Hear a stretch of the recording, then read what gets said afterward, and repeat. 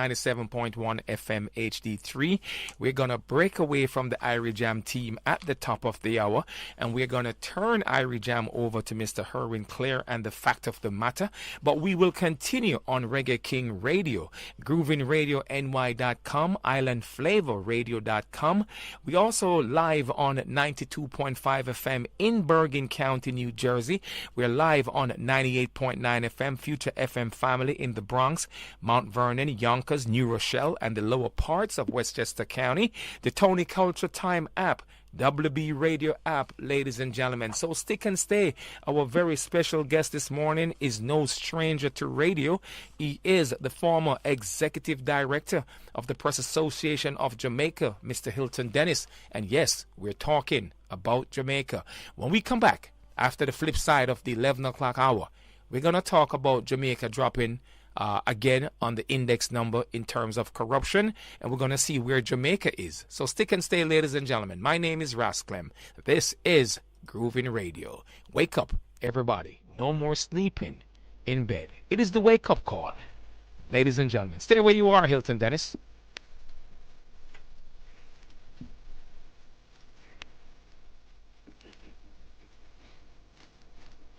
Good morning, Herwin.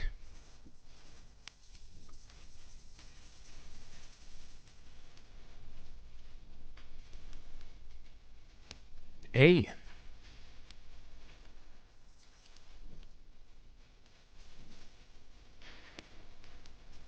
Wake up. Wake up. Wake up. That's right.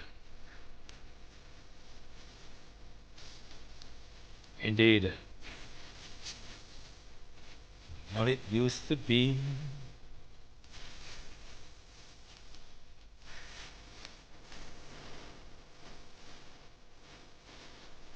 Hey. Wake up. Okay. Indeed.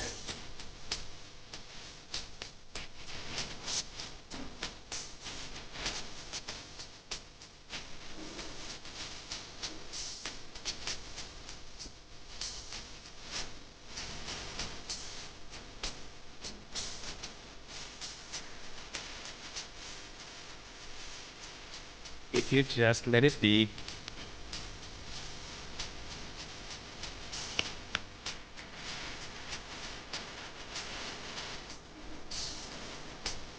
Don't sleep with me.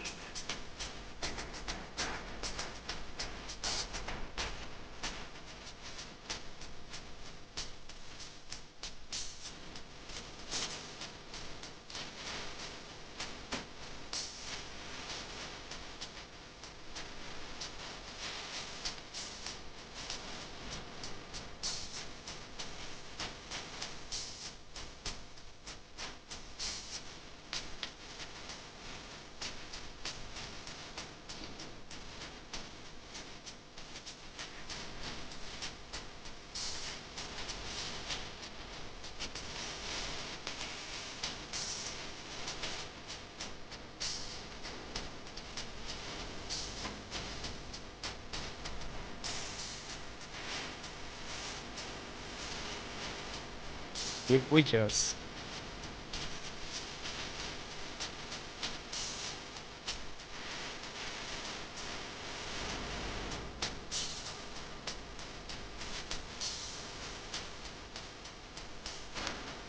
And you know, folks, some folks just don't understand when I say we need a little help to make this world a better place. If you look at the America that we're living in today, it is not the America as usual. It's not the same old America, ladies and gentlemen. So much has changed in these United States of America. So much have changed when it comes to migrants living in America, migrants coming to the United States of America. So if we just sit and think it's business as usual, you're in for a ride. Welcome back to the third and final hour of the Groovin Radio Experience presentation this Saturday morning. My name is Ras Clem. We are in our featured segment, Mic Check, sparking global changes, ladies and gentlemen.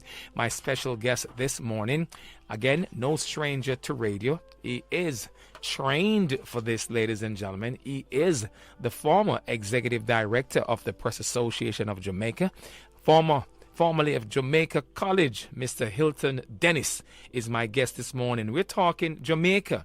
We're talking corruption, good governance, transparency.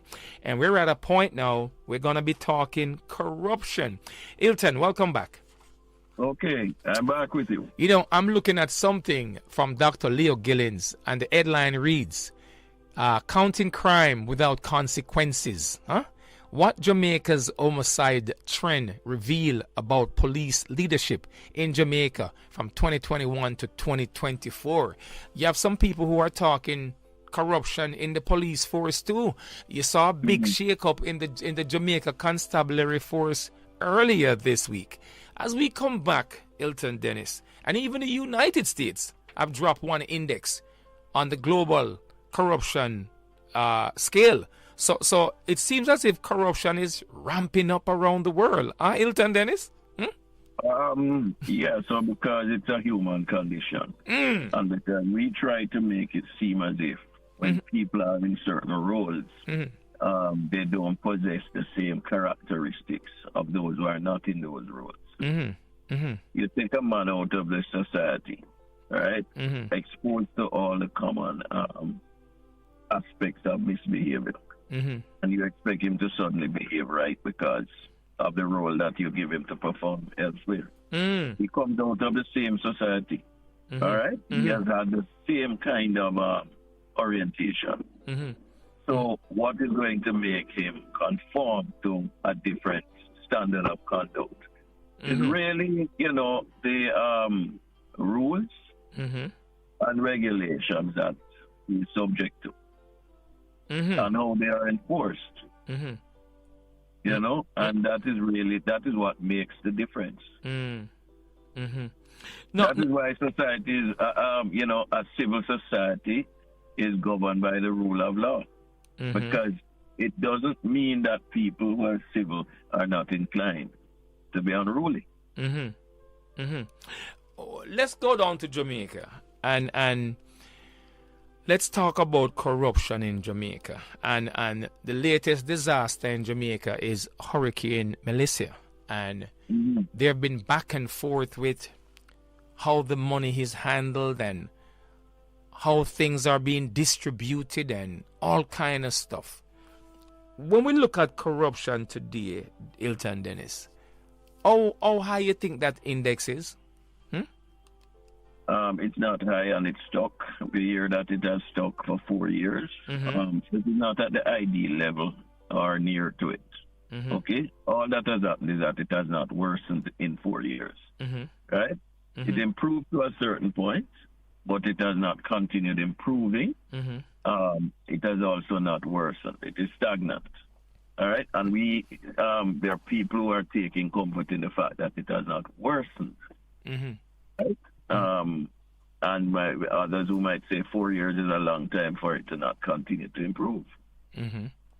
So that's how we look at it. What do we need, Hilton Dennis, to improve the corruption index in Jamaica? What do we need? What Jamaica needs to do that? What Jamaica needs to do is to enforce the laws that punish corruption.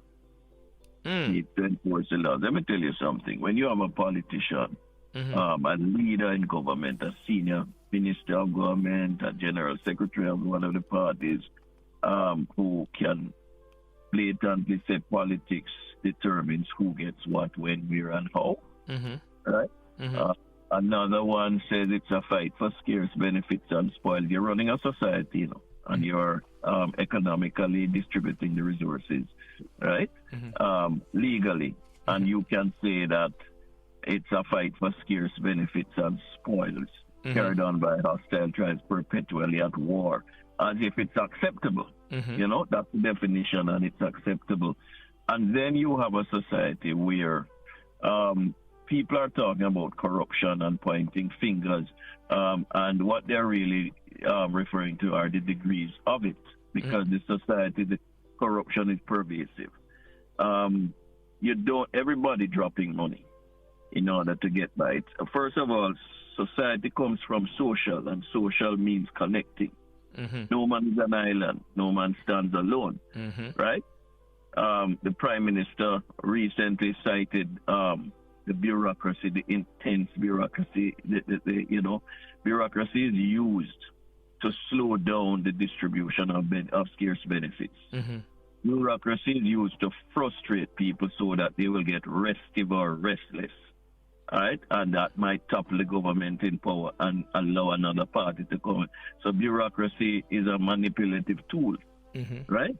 Everybody drop on money, right? You're going to get divorced.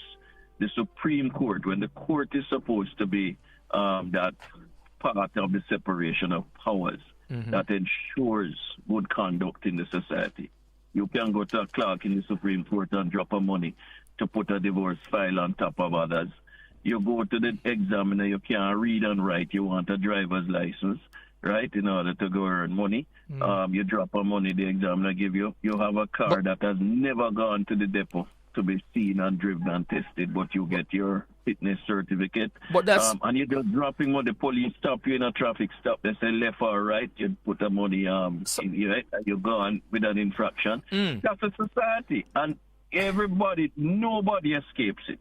Nobody escapes, and I cannot think of anybody who never participated. And all those are acts of corruption. But we limit it to politicians because that's the convenient. The press wants a headline, and it is more convenient to say, okay, Minister Daryl Vaz purchased Starlink devices without following the procurement procedure. But everybody dropping money in the society in order for convenience. But Hilton, true to be told, and okay, so you just mentioned a whole bunch of things that is real. Everybody dropping money. That's my theme. Yeah, everybody drops. So people are corrupting the system or indulging in corruption as a culture.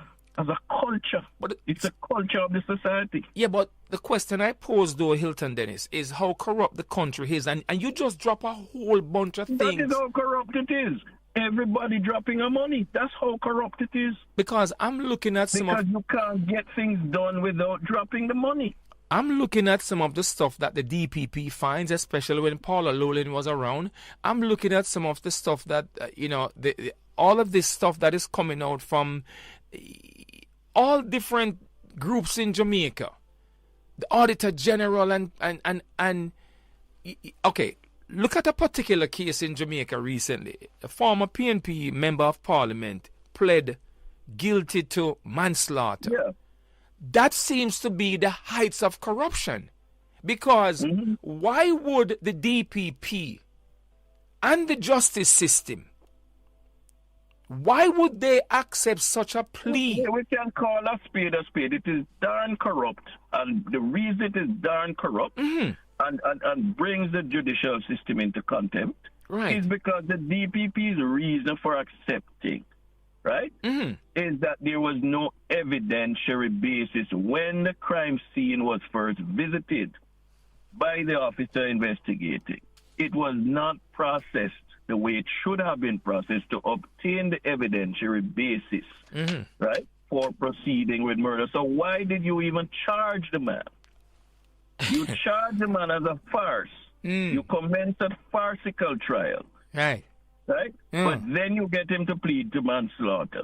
And therefore you say you can't deny that. You can't reject it because you don't know what really happened at the crime scene.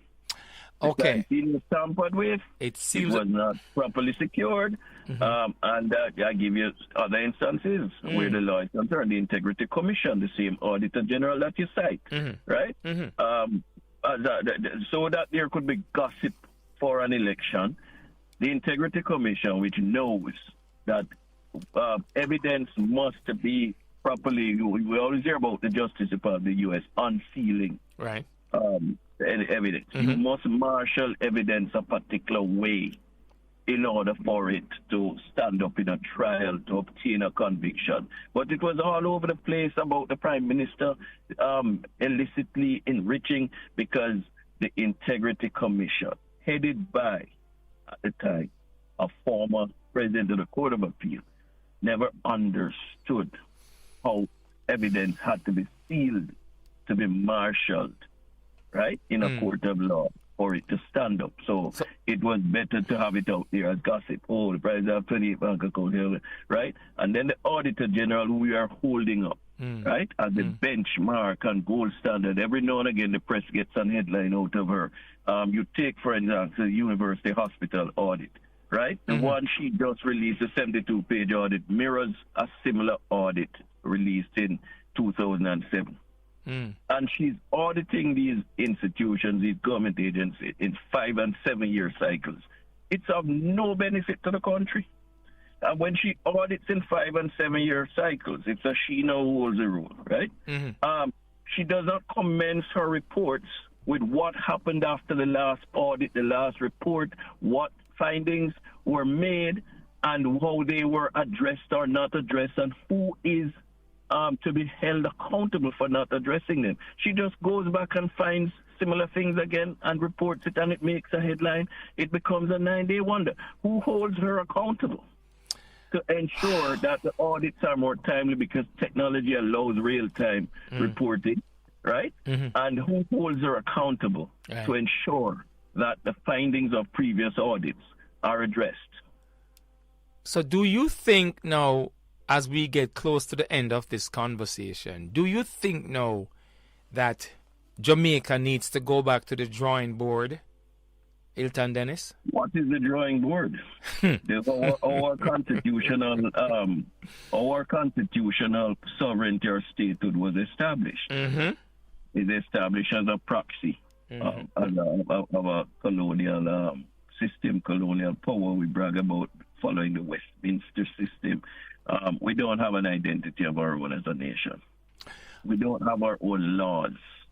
True. We don't have laws that are relevant to the problems that we face in the country.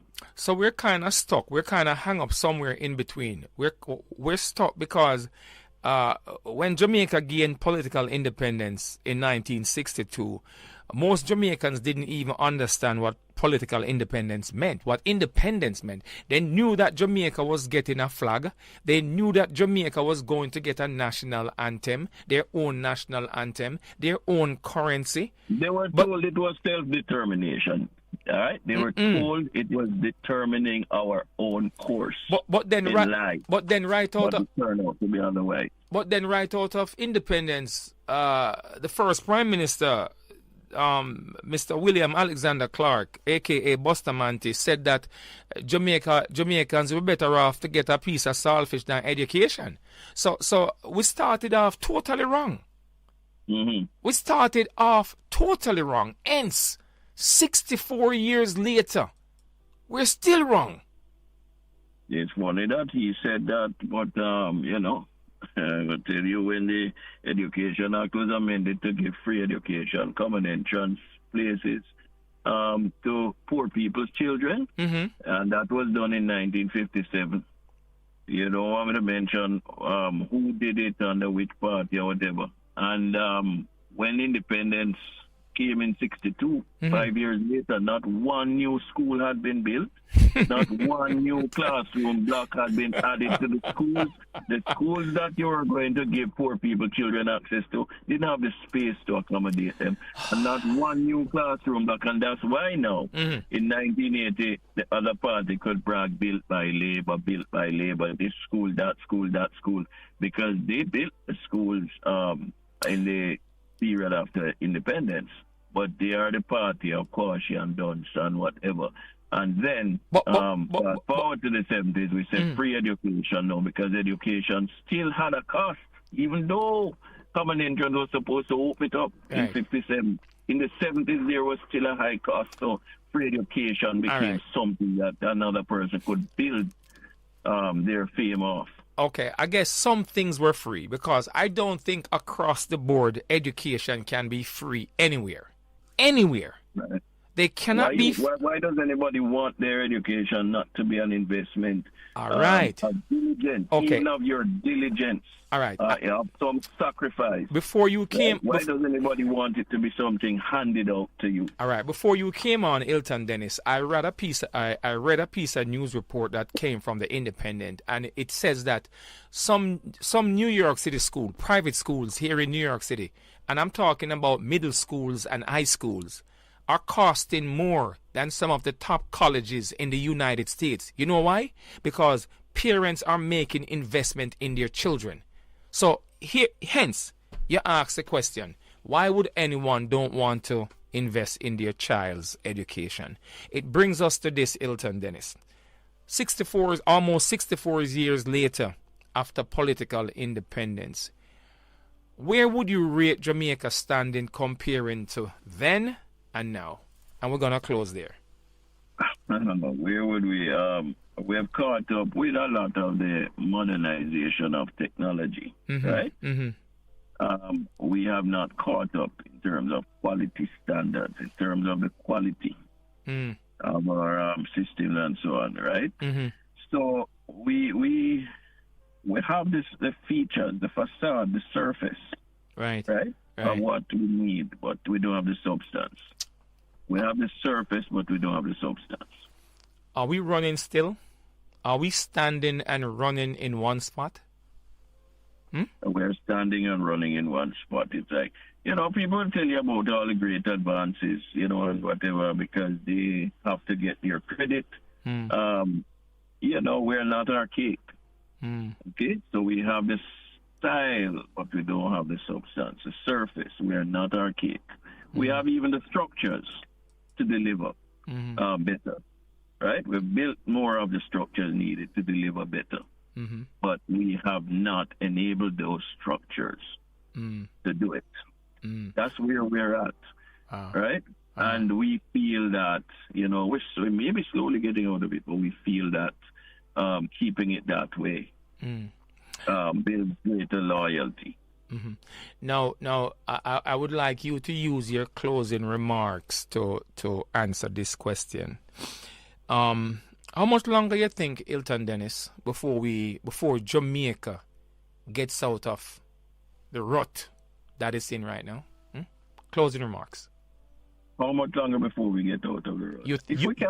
If we can get, it doesn't have to be much longer, right? We can do that within this term of a government's administration that just began last September. We can do it if we get the process of constitutional reform correct.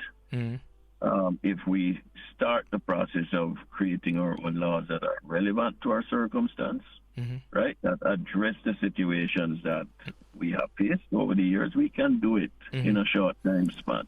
Because it's all about the people and the mindset. Public education, Hilton Dennis. Public education.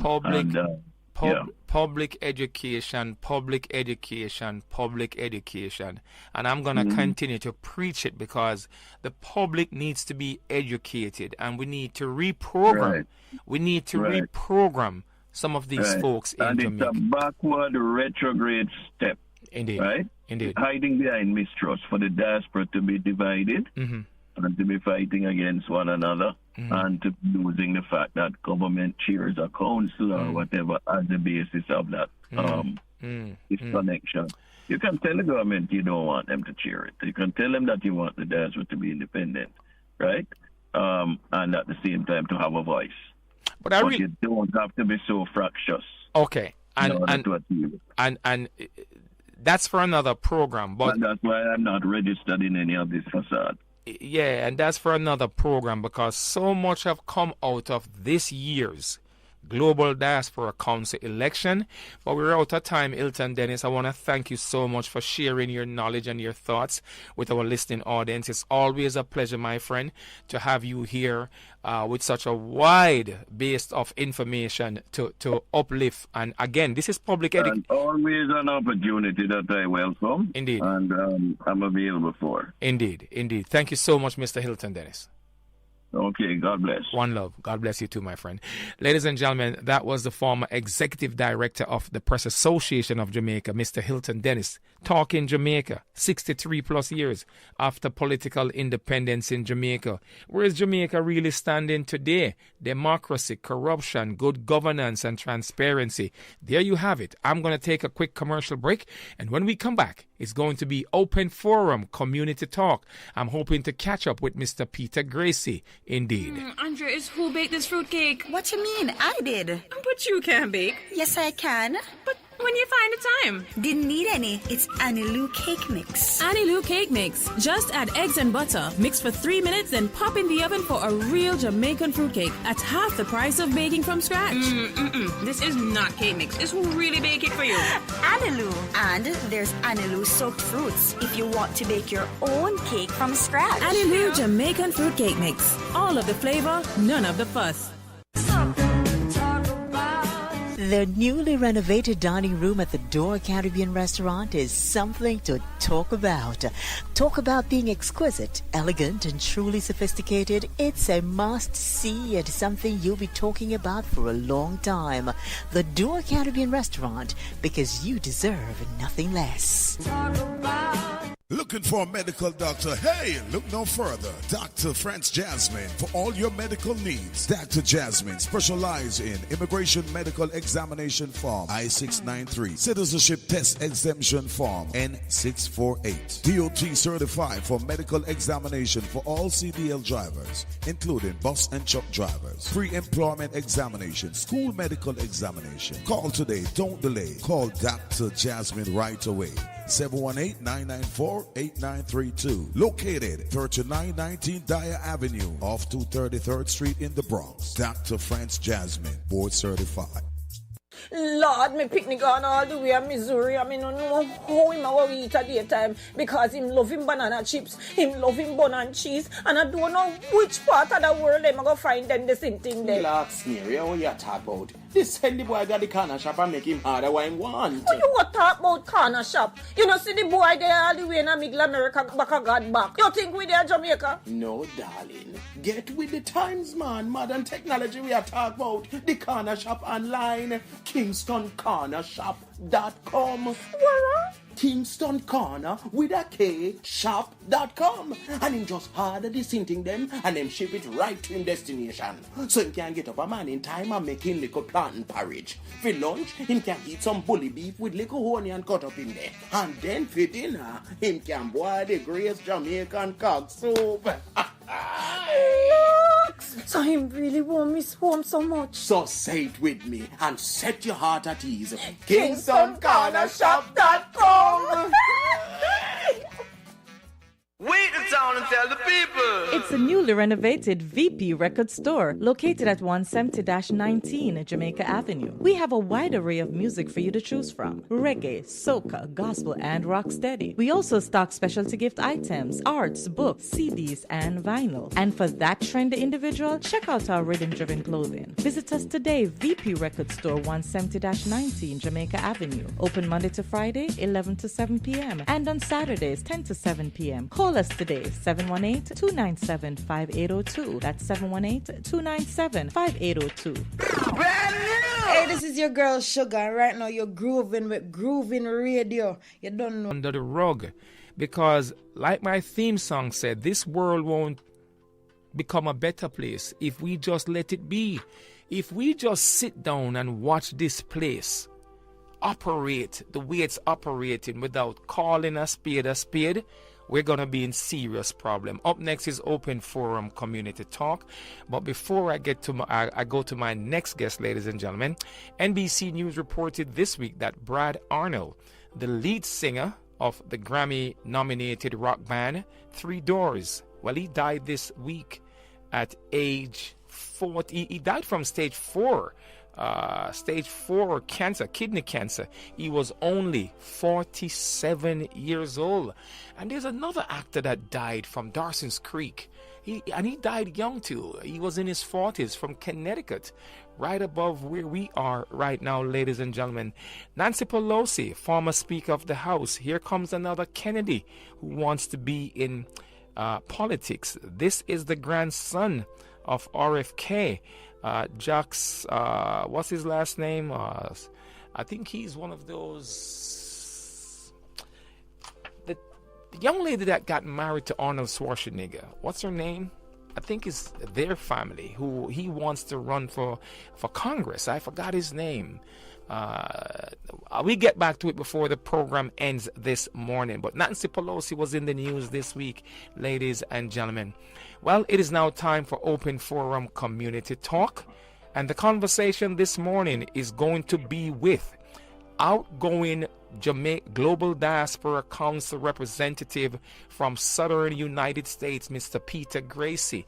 And he has a very powerful message, outgoing message up there in the social media space. But the one that caught my attention is tourism. The big tourism lie. Is Jamaica living a big tourism lie?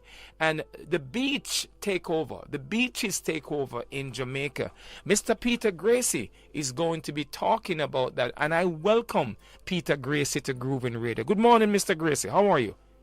Good morning, brother. How you doing, man? I am blessed this morning. How is the southern part of the United States doing this morning, sir? How's the weather down there? Sunny. And it's I don't want to push your listeners. I know you have listeners all over the world, though. Yes. But for the ones in the north where they might freeze out, I don't want to make it. But you know, if they need something, I can send them a can of sunshine. You know. Boy, I mean, I tell you, Peter, you need to send us some sunshine up here. New York has been the coolest. It has been in the last 18 years, so it's been cold here. But today is a very, very nice day. I welcome you to Groovin Radio, Peter Gracie. You've been putting up some. You're welcome, sir. You've been putting up some very interesting things on social media. But as you step away from the Global Diaspora Council, and I want to close out this morning with a bit of the message that you actually have up there. But let's talk about Jamaica and the tourism lies that you talk about. What's really going on with tourism in Jamaica, Peter Gracie? Well, tourism is a great thing, you know, and Jamaica needs tourism. They're doing a great job bringing in the tourists, you know. But the whole, and we have to give them credit to know that they're aligning. Jamaica has been aligned with the rest of the world as one of the best destination spots. There's nothing wrong with that, and I love it. And I love that people can get jobs. I love that people can find a way to, you know, navigate themselves by hustling at the craft markets, things like that, you know, and selling Jamaica in such a way where Jamaica is just used to putting themselves out there in the forefront. You know, it's a great thing. But the issue is for me is that we keep hearing that tourism is the backbone of Jamaica's economy. And right there is that colonial mindset that we keep using, and we need to cut that out. Because to say tourism cannot be the backbone of a country. It is not. It's really a structural statement, really, because the word backbone literally refers to like the spine or the central support structure of a body. Right. And by extension, it comes to mean the main source of strength, stability, courage, essential support or of something, you know. And the thing is, without the spine, without the backbone, the whole body collapses. True. Because the thing is, if we have natural disasters, tourism stop. If we have if Uncle Trump now in some little war thing are going on in the Caribbean, all kind of things, the tensions are rising. All that can stop tourists from coming to Jamaica. Because we're right there beneath Cuba. And right now you say Mexico try to help Cuba, things like this. Anything can happen in the region and tourists can stop. And when it stops, what happens to the economy? Crashes. You understand? Crashes. It cannot be the spine that holds up the country. But cannot. But Peter Gracie, what did we learn from COVID-19? Because we realize, and I have a question about this tourism thing, you know, because I've been talking about some things here in terms of foreign exchange reaching Jamaica. And oftentimes you hear the tourism minister talk about, let me use a number. Jamaica earned $8 billion this year from tourism. Now, truth to be told, probably about 3-point-something billion out of that $8 billion really got to Jamaica. But when it comes to remittances, if they say remittances, the number in terms of remittances was $7 billion. That $7 billion really got to Jamaica. So there's a mixed message here. Huh? Well, the thing, the thing about it, is, let me say this, to have a true economic backbone, it must be rooted into the sectors of the country directly. And it's so let me give you an angle. It's things like agriculture, things like local manufacturing, energy production, or some form of diversified enterprise. Well, areas where production and ownership and continuity remains largely within the national control. You understand? Yeah, the money is there and all that, but the money can stop at any time from tourism. True. It's like a light switch. You can turn it off and turn it on. But as I said, you cannot embargo sunlight. Agriculture will keep going. So now that we're looking at some of these big hotels not coming back online now in Jamaica after Hurricane Melissa, I wonder if people understand the damage that's going to do to a lot of families in Jamaica. And that's tourism, huh? Yeah. Huh. So you're right. Tourism cannot be the backbone of the country. Now, it brings me to this other piece, Peter Gracie. And ladies and gentlemen, my very special guest this morning, he is the outgoing Global Jamaica Diaspora Council representative in Southern United States, Mr. Peter Gracie. It brings me to this next question. And I was just having a conversation with Mr. Hilton Dennis, and we're talking about colonization and the colonial slave masters. And what came out of a piece of that conversation was crown lands. So it brings me to this now. Jamaica beach takeover. Is there a beach takeover in Jamaica, Peter Gracie? There is a beach takeover, in my opinion. And the reason why there's a beach takeover, I don't think it's something that that most of the people who are pushing it is even conscious that they're doing it. Because it's something that is carried in the colonial DNA. You understand what I'm saying? If this, what you call it, the Beach Act of 1956, right? The Beach Control Act of 1956 or something like that, that was enacted. That was enacted during a colonial rule before independence in 1962. You understand?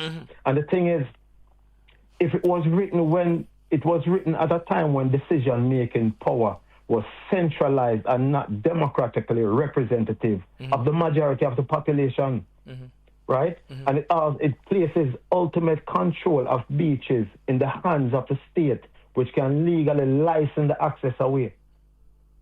You know? And so the act itself does not say Jamaicans can't access the beaches, you know.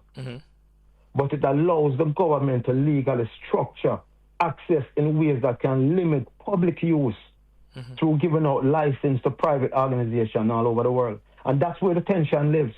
Because think about it. How is it that you as a Jamaican is walking down a beach? Remember, you know, and think of, let's put this where a 5-year-old can understand it.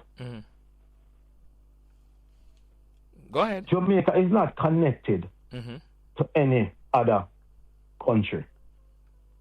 If something was supposed to happen, and a disaster where there's no food, the only place we can go is go fish. You understand? The only thing we have is the beach. Give us food.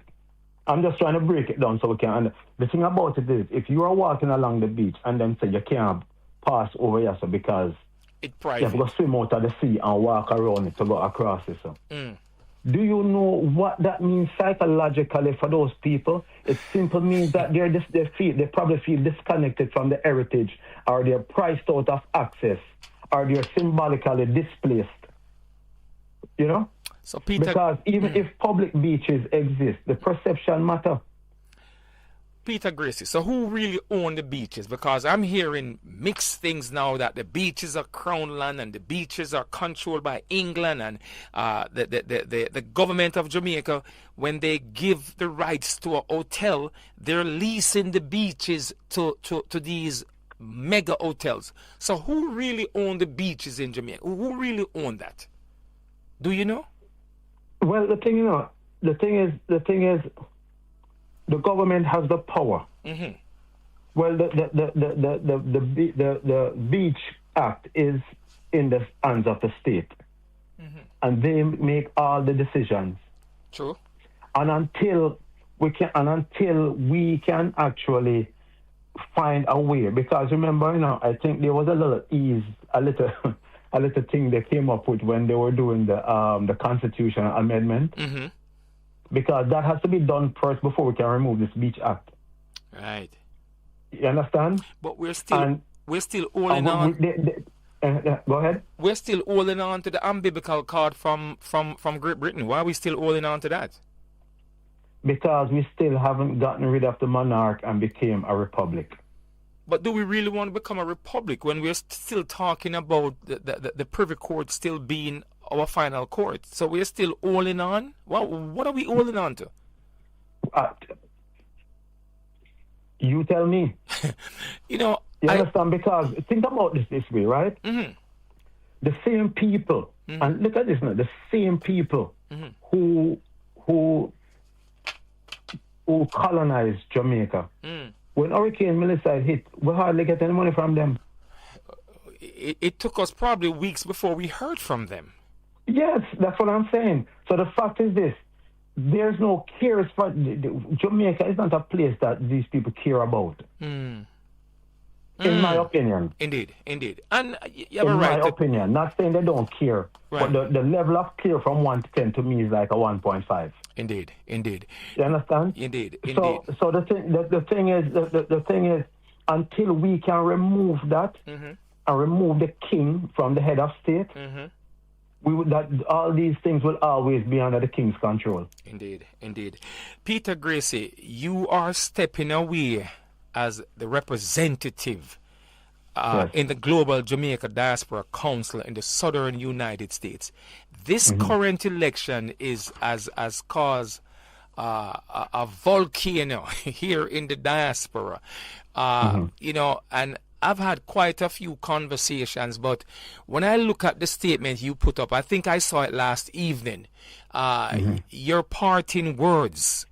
Now, you said some things in there that are very, very important, and I've probably touched a lot of nerves, but I really do believe that the diaspora can stand alone and should stand alone, and the diaspora should not be led by government. Your thoughts as you walk away from being our representative in the South?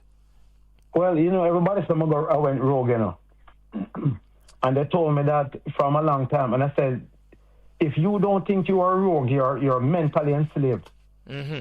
Because nobody in Jamaica has jurisdiction over the diaspora. True. Nobody can tell us what to do, how to behave, what to spend, how to operate. True. So there's no way possible that we can have a true diaspora representation if it's been chaired by the government that we're supposed to be advising.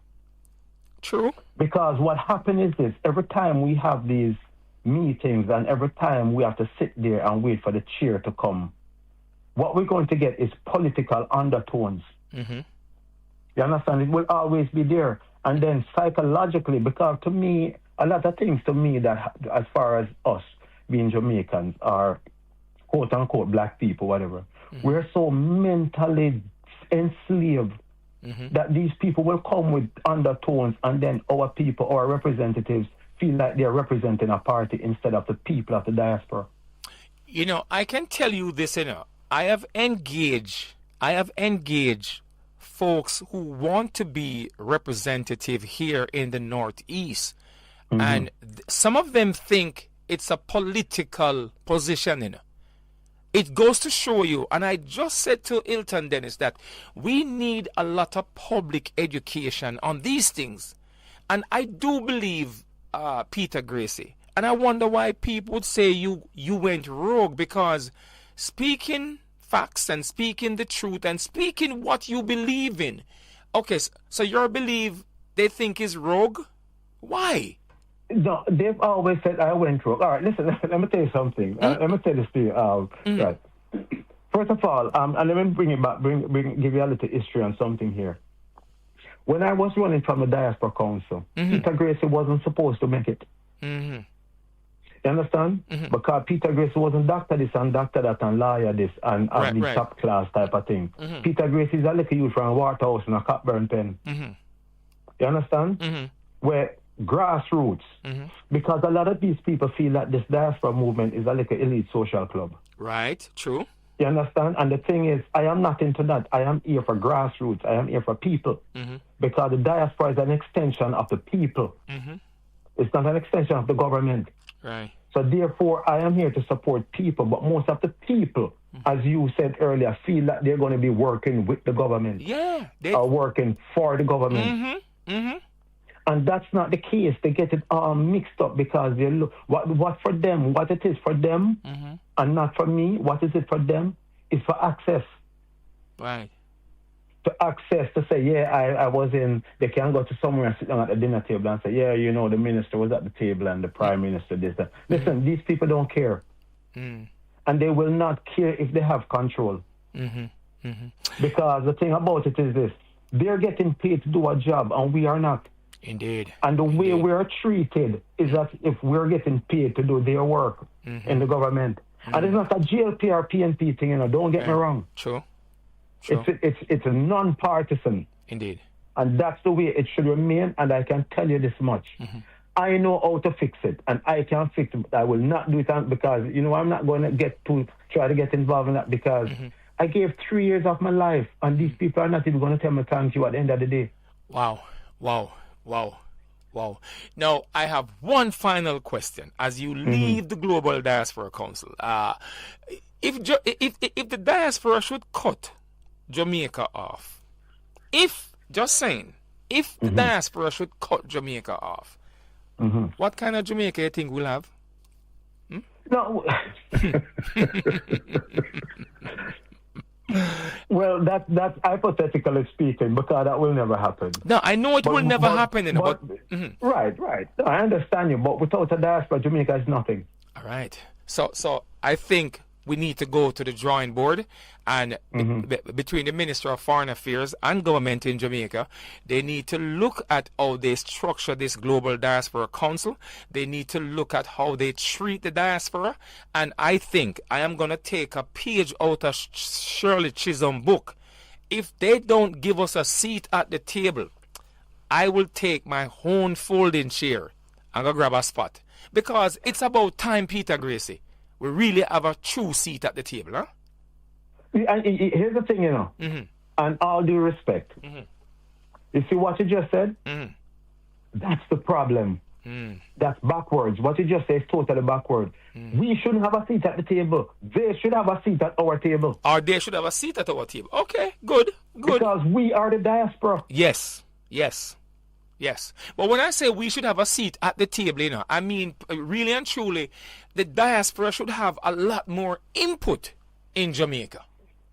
Well, yes. So the thing is, it's not dismantling what's going on, you know, because what's going on is a great thing. Right. It's a great concept. Right. It's just for us to learn historically our mistakes, our takeaways, and correct them. And to correct them is to keep the Global Jamaica Diaspora Council representative, change the terms of references, change how things look, and reverse the whole thing and let them come to us instead of we going to them. But keep it. Point well said. Point well taken. There's a lot more we're going to talk about, you know, Peter. Yes. But we're going to talk about it on a different program and on a different day. Because, I mean, you're a very interested individual, and the stuff that you put out there, even this past week, you talk about underinsured folks in Jamaica in terms of land ownership and stuff like that. We need to have these dialogue. And again, I use this platform as a classroom to share information, public information that's germane to the diaspora and our public. So I want to thank you very much for your time as a representative of the Global Diaspora Council. You're walking away, but you're not disappearing. Your voice will not it will not go silent, Peter Gracie. And some of our best, just to let you know, some of our best are from the inner cities of Jamaica. So, nobody thinks that Peter Gracie not belong. All right, sir? No, man, that can never happen. Hey, listen, man, I am free. Indeed. And, yes, sir. Yes, sir. And thank you very much for your time this morning, sir. Thank you very much. You have a wonderful weekend, man. You too. We'll talk soon. Bye-bye. Peter Gracie, one love. Ladies and gentlemen, that was the outgoing Global Diaspora Council representative from the Southern United States, Mr. Peter Gracie.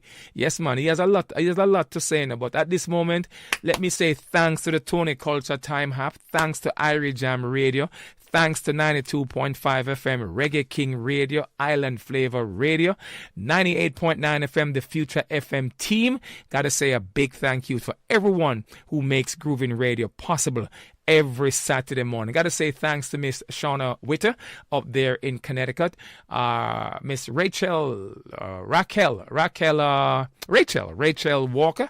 They joined us in our community engagement segment. Musically this morning, you heard from Mr. Romain Virgo in our musical segment, brought to you by Kingston Corner Shop. We got a brand new song from Romain Virgo at the end of the first hour. Be careful. Got a brand new song from Beres Hammond right before Peter Gracie came on. It's called Island of Freedom. Gotta say thanks to Mr. Anthony Turner. He brought us Entertainment Report. Miss Joy Kelly brought us the news from the Jamaica Information Services. And you just heard from Mr. Hilton Dennis. He was our guest in our community on Mic Check this morning. And then Mr. Peter Gracie closed out with Open Forum Community Talk. Happy Valentine's Day to each and every one in the sound of my voice. I would like you to join me in church tomorrow, the Abyssinian Baptist Church. Valentine's greetings going out to each and every one. ABC News is reporting that former New York Jet and Kansas City Chief linebacker Mr. Darren Lee was arrested in Tennessee and charged with first-degree murder. What is wrong with these folks, man? What is really going on? Eddie Bauer is filing for bankruptcy. They did file for bankruptcy this past week, ladies and gentlemen. Pay attention. Your home eating bills, it's going up, ladies and gentlemen. Pay attention to all the things that is happening. $600 million have been taken away from HIV and STD prevention services. Pay attention to what this administration is doing. I did say that the U.S. has slipped globally in terms of corruption. But here are my closing remarks, ladies and gentlemen. And they come from Miss Lisa Marie on this Valentine's Day. My name is Ras Clem, and this is Groovin Radio. Lisa Marie with some spoken words this Saturday morning right here. I saw that you reached out several times this week.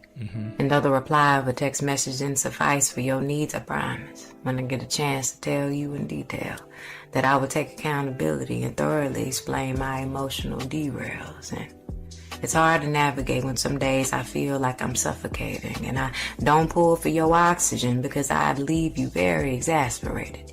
And sometimes sitting with myself is all I know to do, so don't count me out when I deal with issues differently than you.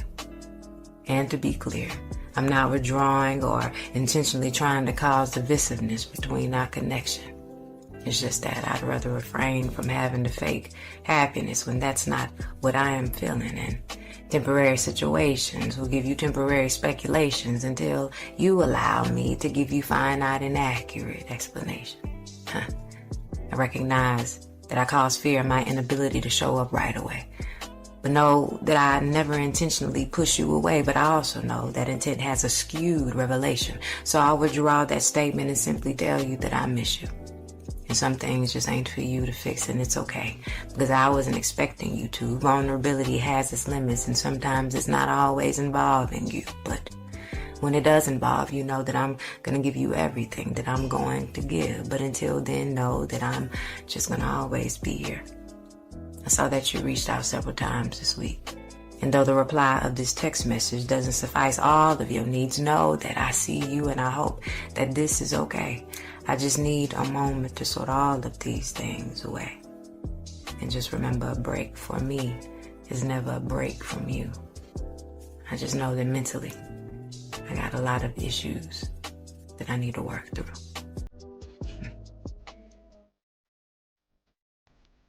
Thank you, Lisa Marie. Thank you, girl. Pay attention, folks. Some folks are